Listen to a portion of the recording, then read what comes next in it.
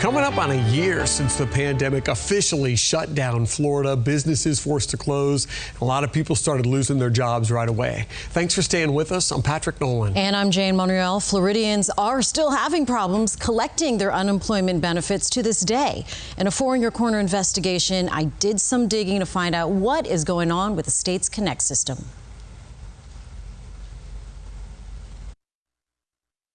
On the Fox 4 Rebound page, this post caught our attention.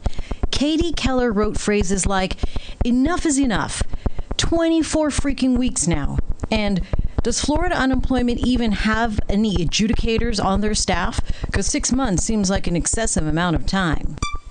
We agree, so I met with the Lehigh Acres woman to see if we can help with her situation. I asked, what can I do? Like, how can I get this actually escalated, because it's not being escalated, even though every time I call you're saying it's being escalated. And they, she told me to contact the news. You have called them how many times, and what were those exchanges like? Well, I mean, the amount of times that I've called is a different number than how many times I've gotten through. I've gotten through to them 10 times since September. Pre-pandemic, Katie Keller worked as a server. Like thousands of others working in the restaurant industry, she lost her job last March when Governor Ron DeSantis shut down the state. Then, within a week, her 11-year-old son had to go to school from home. Her unemployment kicked in the following month, and she finally received a lump sum in mid-July. Then, Keller returned to work from home for 2 days. Their training was so fast-paced that I couldn't continue doing the training, because I couldn't do the third day. And that was the whole reason why I stopped working for them. The last time Keller received an unemployment check was August 12th, over 24 weeks ago. I'm on adjudication. Meaning her claim was being reviewed for potential issues. When you get through, what are they saying different things to you? Or No, is it it's the same thing. Most of the time, it's just being escalated. It's being escalated. They get a supervisor, and it's being, the issue's being escalated. They told Keller to call the news. She reached out to us, and we called her local representative. Hi, good afternoon. Jane Monreal calling from Fox 4 News, Fort Myers. Someone from Representative Spencer Roach's office called me back. Keller emailed me days later saying that someone was finally going to review her pending issue. Since we met with Keller, in a turn of events, she did receive a determination notice, but it was for a disqualification, with the DEO citing an unexcused absence. Remember, she missed that third day of training, which was actually due to an attempted break-in that she didn't file a police report for, so there was no document to back up her claim. Keller immediately filed an appeal. I also reached out to the DEO last week. In an email, I explained Keller's situation in detail, and I asked, is there anything she can do with her appeal? The response, it's being passed on to the reemployment assistance team so they can take a deeper dive into this. Keller was granted her appeal hearing Tuesday. Wednesday morning, the single mom got this: a new decision in Keller's favor.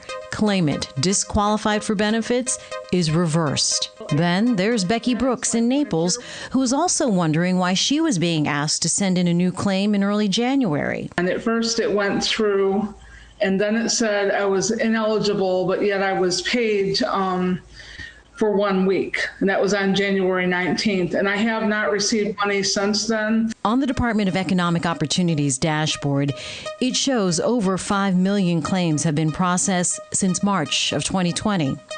Less than half of those claims are actually eligible to collect benefits. I told Becky she might want to reach out to her local leaders. Called both of them, and they both said that they would put a call in to the DEO office and that they would work on it. And I have. Turns out there was money owed to her from 2018.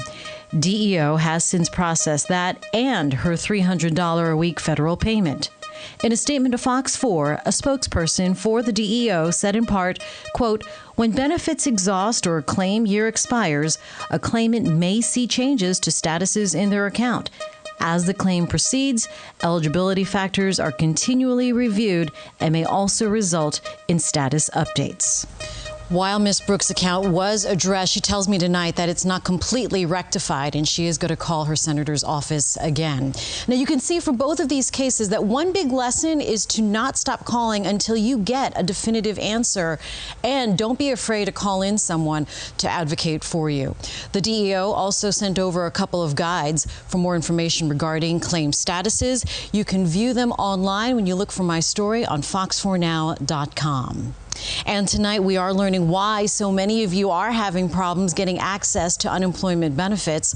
A state investigation found the company that designed the unemployment website didn't properly design it or test it. This left the site, quote, poorly positioned to handle the unprecedented claims volume brought on by the pandemic.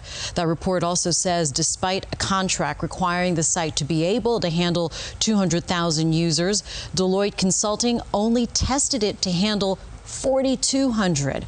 Also, a 2015 audit identified 31 issues, over half of which were still unresolved in 2019. Another audit completed this year also found 14 issues that have not been fixed.